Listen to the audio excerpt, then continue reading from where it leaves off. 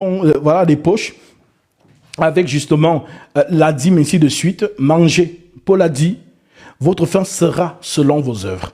Voilà. Il est mieux que l'homme de Dieu mange dans la vérité. L'homme de Dieu, les apôtres ne vivaient que par les offrandes, les dons, les actions de grâce et tout ça. Voilà ce que les apôtres, comme l'Écriture dit dans 1 Corinthiens 9, je vous ai lu ça dernièrement, l'apôtre Paul dit, le Seigneur aussi a ordonné à ceux qui annoncent l'évangile de vivre de l'évangile. Et Paul, ce jour-là, dit que ceux qui remplissent les fonctions sacrées sont nourris par le temple. Et donc nous ne sommes plus dans le temple de Pierre, jadis, maison du trésor, nous sommes maintenant dans le temple de l'Esprit.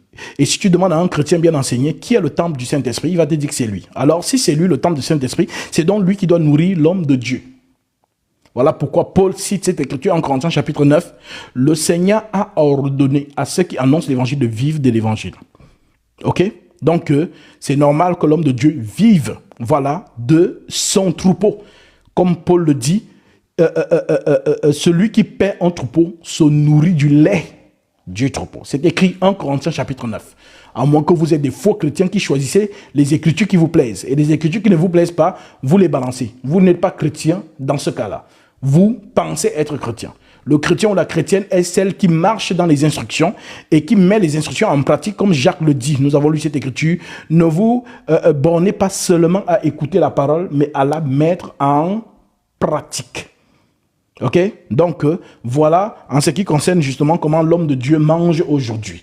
Comment l'homme de Dieu justement vit aujourd'hui dans le Seigneur, parce que le Seigneur le lui a ordonné. Le Seigneur a ordonné, c'est un ordre, c'est une ordonnance de Christ. Ce n'est pas une négociation. Le Seigneur a ordonné à ceux qui annoncent de l'évangile de vivre de l'évangile. Alors, nous continuons. L'Écriture continue en disant, car la loi n'a rien amené à la perfection. C'est ce qu'on dit. La loi n'a rien amené à la perfection.